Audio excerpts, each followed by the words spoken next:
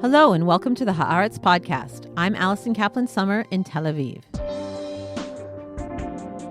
Israel may be the only Jewish country in the world, but when it comes to cities, world Jewry has an unofficial capital, and that is undeniably New York City, with over 1 million Jewish residents, forming the largest Jewish community outside of Israel with a rich, long, and proud history. And that is why Zohran Mamdani's triumph in New York City's Democratic primary for mayor this summer, and the current charged contest ahead of the November general election, has stunned not only Jewish New Yorkers, but Jews across the world. The election of an anti-Zionist candidate has unsettled these New York City Jews who are already on edge since the surge of anti-Semitism in the city following October 7th. For other New York Jews, alienated by Israel's policies in Gaza, Mandani's views on Israel are a plus, not a minus. To talk with me about this divide and about this tense time for the New York Jewish community, I'm joined by Rabbi Rachel Timoner, who is the senior rabbi of the Reform congregation Beit Elohim in Park Slope, Brooklyn. Rabbi Timoner has been deeply affected personally not only by the election atmosphere, but, like many, by the Gaza conflict and the policies of the current Israeli government itself. Rabbi Timoner recently hit the headlines when she was among 11 rabbis arrested for blocking traffic outside the Israeli consulate in a protest calling for increased humanitarian aid and an end to the war in Gaza. The group of rabbis said in a statement that they took that step because, quote, "We refuse to accept business as usual while people are starving. We insist that Israel be held accountable. We insist that the war end now." My conversation with Rabbi Timoner on Gaza, Israel, and Mamdani coming up.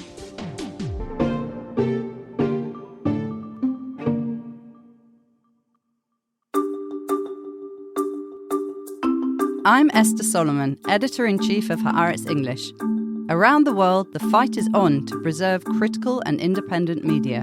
Haaretz, Israel's oldest newspaper, upholds its long tradition of accurate, committed, and incisive journalism, refusing to bend its reporting to pressure from any government or leader. A digital subscription to Haaretz gives you up-to-the-minute news and analysis in English from journalists who live Israel's reality and are committed to covering the Middle East and its global repercussions. At the same time, your subscription supports the cause of a free press that holds the powerful to account in Israel and around the world. I invite you to become a subscriber to Haaretz now. Just go to Haaretz.com and use the code Haaretz10, that's Haaretz with the number 10, for 10% off an annual subscription. Rabbi Rachel Timoner, welcome to the podcast. Thank you so much. I'm so glad to be here. Rabbi, we are here to cover some big issues, both political, spiritual among American Jews, but you were just in the news, so I think we will start with that. You were among 8 rabbis arrested in a protest for humanitarian aid for Gaza on July 29th, blocking traffic in front of the Israeli consulate in Manhattan. The event was billed as, quote, the first time a group of rabbis from the Jewish community's political center, not the progressive edge, has risked arrest over the war in Gaza. Can you tell us why you participated, what your message was in the demonstration, and about the experience? I'll start by saying that there was no part of me that wanted to do this. I was deeply in my fiber not wanting to do this. And I also felt like I had no choice. I felt that when I was asked, the answer no, I will not do this was not an acceptable answer. I was there because I am in extreme pain over what is happening in Gaza. And it's not just me, I know my whole community and so many Jews here and in Israel are wanting desperately for an end to this war, for the hostages to come home, for Gazans to be able to have the things they need, shelter, food, to see starving children when, of course, Hamas is to blame. And so is the Israeli government. It's just excruciating. And I think part of it also is as a leader of the Jewish community here, as a rabbi, I feel that when Israel is acting in a way that they are claiming is representing Judaism, that it's part of my job to show my understanding and our understanding of what Judaism stands for, which is we feed the hungry and we care for the sick and we free the captives and we care for the human dignity of every life, of every human life. And so I felt I had to be there and I had to do it. And I'll tell you that I was holding a picture of Gali and Zeev Berman as I was arrested. And their cousin is a member of my congregation. And their pictures is up in my study. And I think for all of us who were sitting in that street, it was definitely about starvation in Gaza. And it was also equally about the hostages and desperately wanting their return. Rabbi, your direct message to the Israeli government that this is not only Hamas's fault seems to be part of what looks like a tipping point in the American Jewish mainstream when it comes to criticism. We're nearly 2 years into this war already. The Reform movement, to which your synagogue belongs, has just released a new statement saying that, quote, blocking food, water, medicine, and power, especially for children, is indefensible. Does this statement and others from mainstream organizations like the American Jewish Committee point to something significant shifting at this moment? I don't know. What I do know is that there is deep pain here among the Jewish people. We are seeing atrocities in our name and in the name of our sacred tradition. And we desperately want that to change. We want that to end. And we are deeply committed to the safety of Israelis and all Jews and understand that Israelis need to be safe. But this is so far beyond that question right now. And it is unconscionable. Rabbi, your perspective was spotlighted in the recent much talked about New York Times column by Ezra Klein. He reviewed how the victory by Zoran Mamdani has, in his words, quote, forced a reckoning among many Jews with how far they have drifted from one another. Klein writes that to many Jews, Mamdani is a harbinger. If he can win in New York City, then nowhere is safe. On the other hand, Klein writes, younger Jews voted for Mandani and are not afraid of him and deeply support his progressive vision. Either they don't mind his views on Israel or they feel the same way. Just to review for those of us not from New York, Zoran Mamdani was the surprise winner of the recent New York City primary and the Democratic nominee in the upcoming election.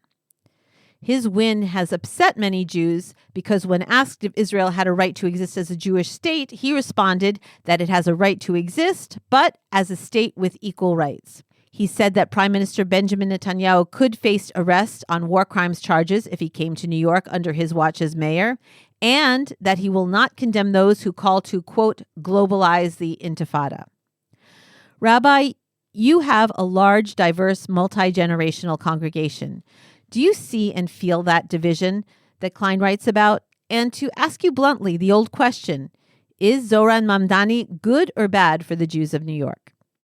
I do have a congregation with a big range of views, and I definitely see the pressures of this time affecting my community. And the threat of division in our congregation is always there. Gratefully, we held listening circles just for our members in this last year, and 50 people per session listening to each other's perspectives, trying to reinforce the idea that we can disagree and still be a community. And that was incredibly helpful. And we've been doing other things to try to keep us listening to each other and keep the value of community to be above the threat of division. Will Mamdani be good for the Jewish community? Look, we disagree about some very important things related to Israel. And also, New York City doesn't have a foreign policy. It's a city. And what I have seen is that he is aware of the criticism and concern in the Jewish community, listening very closely, and willing to move a little bit in response to those concerns. He has shifted he's shifted twice what he's saying about the phrase globalize the intifada. He has heard us, that it represents to us the idea that what happened in the second intifada, the bombing of innocent people on a regular basis, that globalizing that is a message saying it is good to kill Jews wherever they live. We have communicated that to him, and he has heard it and understood, and then taught it, spoken about it several times, and changed his message. That, might seem like a small matter, but it is significant in that he is wanting to be in a relationship, and he is wanting to understand, and he doesn't agree with us. I'm a Zionist, and many of my members are, and many Jews in New York are, and he's not going to suddenly become a Zionist. Is he aware that he needs to care for and attend to the Jews and the Zionists who live in New York? I believe he is aware of that. So I think it is a complex time, because, as you say, I actually just saw polling that showed them the majority of Jews actually support him. So it is a complex time, because I think that a lot of Jews understand that New York City doesn't have a foreign policy, and so it actually is a question of who they think is the best candidate to run this city, and there's debate about that, whether he's the right person to run this city. But I think his perspectives on Israel, while they are upsetting to many of us, are perhaps not the most salient question in terms of who should run New York City. It seems to me that, growing up or living one's entire life in what Franklin Foer called the golden age of American Jewry, and you could be specific as to the golden age of American Jewry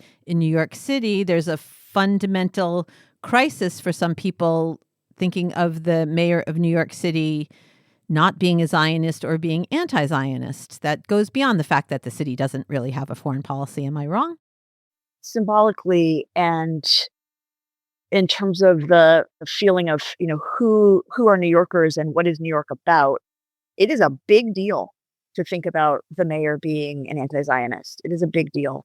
And one of the questions that I know that he has been facing is, if he is mayor, how will Zionist New Yorkers know that they are welcome in this city, know that they are safe in this city, know that they are part of his vision for this city? And I see him trying to answer that in a very thoughtful and inclusive way. Now, he himself is clearly an anti-Zionist, and it is a big deal. Symbolically and kind of in terms of identity for New Yorkers, it's a big deal.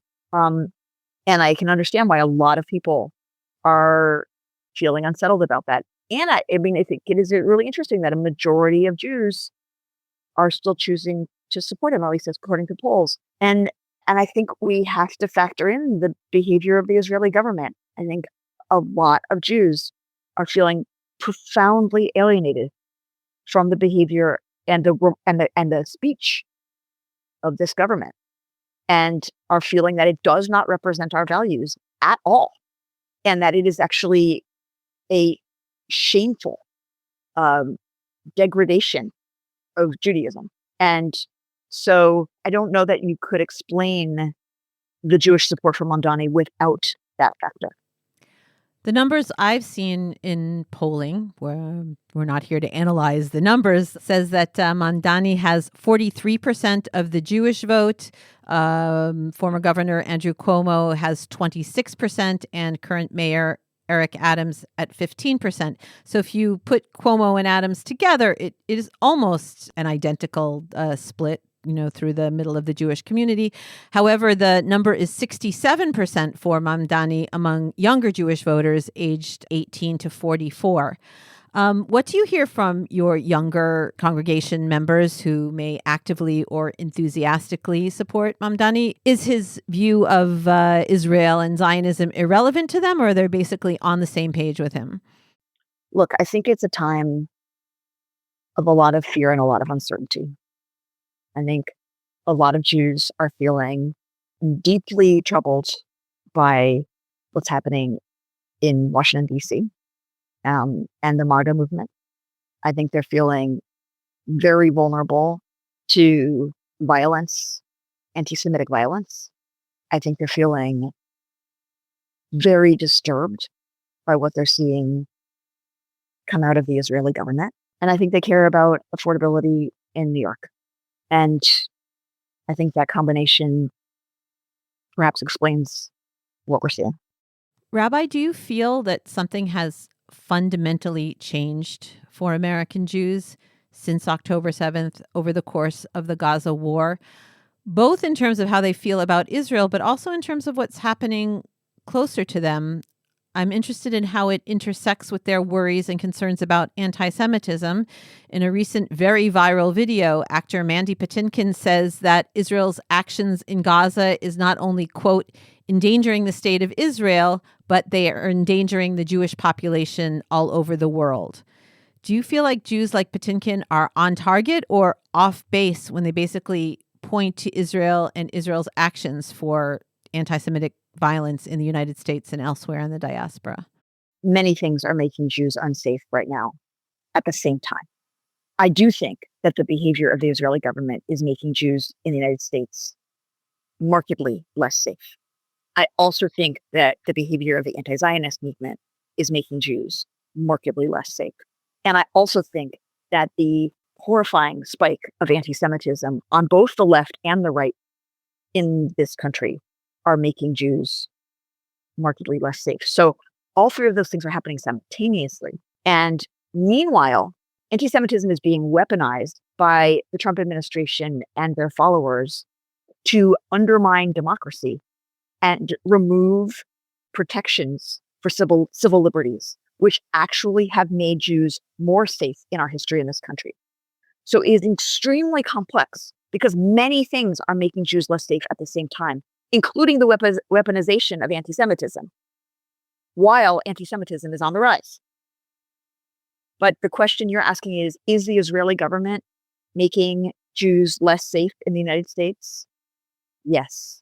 Among other factors, yes.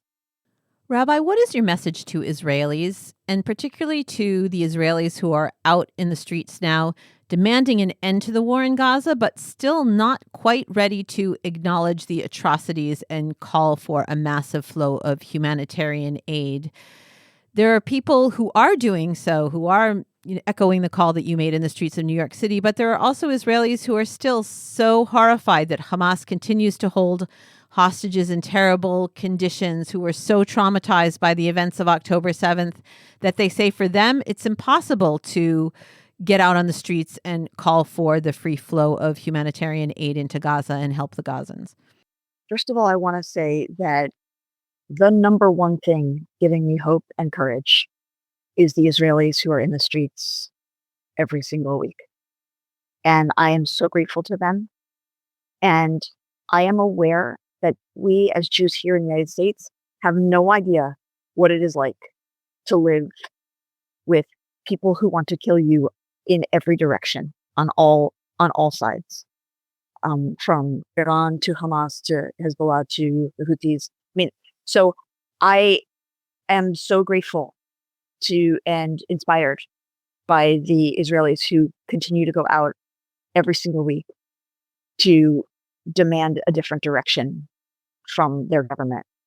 And I understand how it can be so difficult to hold two things at once, to hold their desperate wish for and prayer for the hostages to come home alongside their desire not to be party to or responsible for the starvation of innocent people.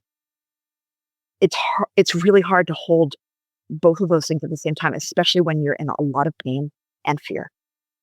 And I think that having some geographic distance makes it more possible for American Jews to see both of those things at the same time. So I cannot say that we are doing a good job of it. We are polarizing in such a sad way here.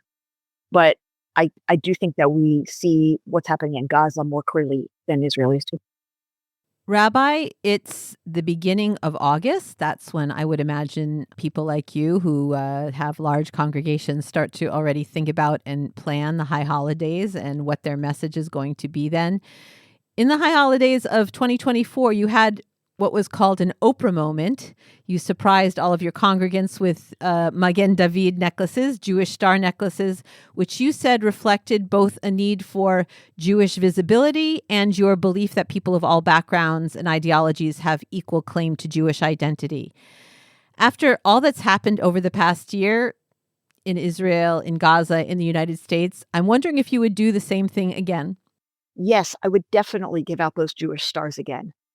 The diversity that you're referencing, in the United States, American Jewry is probably most people are white Ashkenazi Jews with two Jewish parents, but we also, of course, include Sephardic and Mizrahi Jews. We include Black Jews and Asian Jews and Latino Jews.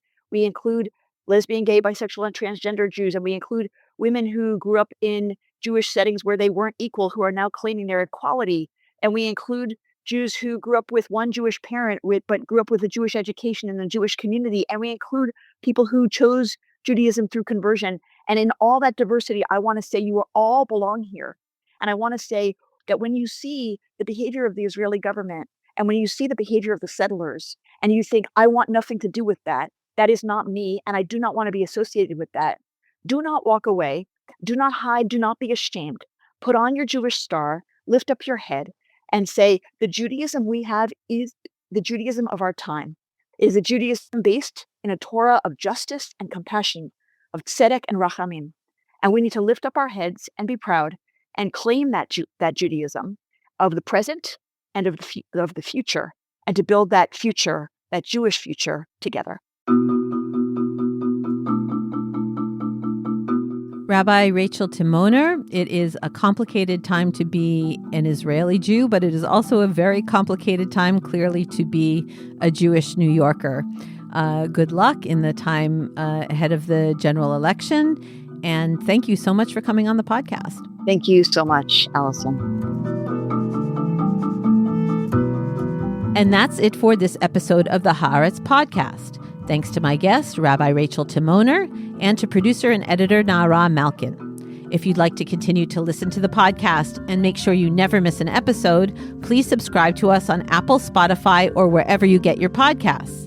If you're so inclined, please give us a 5-star rating. That way more people can find us. And to keep up with all of the latest news on Israel, the Middle East, and the Jewish world, don't forget to subscribe and to follow Haaretz.com. I'm Allison Kaplan-Summer, and until next time, shalom from Tel Aviv.